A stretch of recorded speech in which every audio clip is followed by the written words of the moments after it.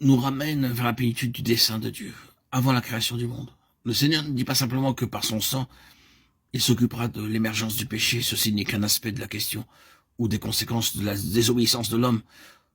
Tout cela s'y trouve inclus.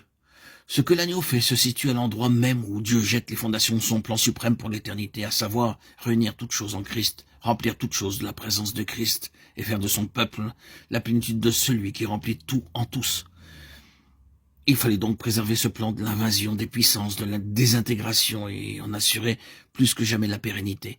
De même que l'agneau est intimement lié à la plénitude du dessein éternel de Dieu, de même suivre l'agneau partout où il va est en étroite relation avec la plénitude de ce dessein. En fait, celui-ci consiste non seulement à introduire dans le ciel ceux qui le suivent de cette façon, mais aussi à leur assurer cette position privilégiée qui correspond à la pensée éternelle de Dieu dans son expression la plus complète. Maintenant, vous êtes en mesure de comprendre pourquoi il faut passer par la croix avant d'en arriver à l'Église. L'Église ne pourra jamais se construire sans la croix. L'Église est le lieu où les conseils éternels de Dieu doivent se manifester, et cette Église est fondée sur la croix. Tout se résume à la question suivante. Voulons-nous suivre l'agneau partout où il va? En d'autres termes, allons-nous accepter la croix avec tout ce qu'elle entraîne? Elle dont le but est de renverser tout ce qui est contraire au dessein de Dieu et de bouleverser tout ce qui en nous s'oppose à ses pensées. Or, ce bouleversement se traduit de manière éminemment pratique. Il y a un côté pratique très développé au point que chaque fibre de notre être s'y oppose.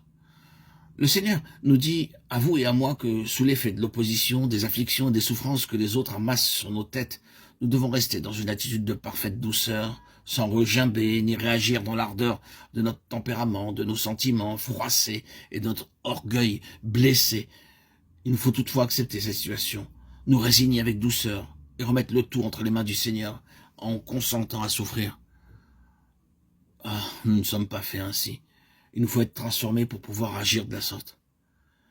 Mais lorsque l'Esprit de Jésus-Christ, l'agneau de Dieu, a réellement le dessus dans notre cœur, et il remporte une victoire, lorsque l'agneau triomphe au-dedans de nous, alors le terrain est prêt pour que Dieu puisse exercer sa puissance illimitée dans cette situation à son heure et à sa façon. Il se pourrait fort bien que ces mêmes gens reviennent vous dire « Oh, écoute, si tu avais eu du ressentiment ou si tu avais mal réagi, je n'aurais pas eu une haute opinion de ta vie chrétienne. Mais à cause de ton attitude, j'ai passé depuis lors de mauvais moments. Dieu a marqué un point. Combien de gens sont gagnés par ce moyen? Oui, l'agneau est victorieux. N'essayons pas de nous faire une idée précise de ce que veut dire suivre l'agneau. Nous sommes touchés par cette vérité comme tout à nouveau. Chaque jour de notre vie, elle nous sondera et nous mettra à découvert. Et cependant, à la fin, il y a ce groupe en contact direct avec le trône qui chante ce cantique dans une unité telle que l'apôtre lui-même n'entend plus qu'une seule voix. J'entendis une voix, et la voix que j'entendis, le mot « voix » est au singulier. Ces 144 000 personnes chantent si bien à l'unisson qu'on a l'impression d'uire un seul son et une seule voix. Dieu a fait un exploit. Et comment l'a-t-il réalisé? Comment a-t-il réussi à obtenir une si parfaite union, une telle unité, une telle harmonie au sein d'une création aussi chaotique? Comment Dieu mettra-t-il fin à toutes les divisions que l'ennemi a provoquées dans ce monde et même au sein du peuple de Dieu? Uniquement par le chemin de l'agneau. Et il procédera toujours ainsi. C'est sa manière d'agir. C'est formidable. Quel mystère. Vous pouvez essayer de mettre en œuvre tous les moyens possibles conçus par la pensée humaine pour réaliser une unité parfaite entre deux personnes et vous découvrirez alors qu'il y aura toujours une faille quelque part. Ceci est impossible. Vous pouvez avoir joliment raccommodé une affaire, mais d'une manière ou d'une autre, la cassure se reproduira.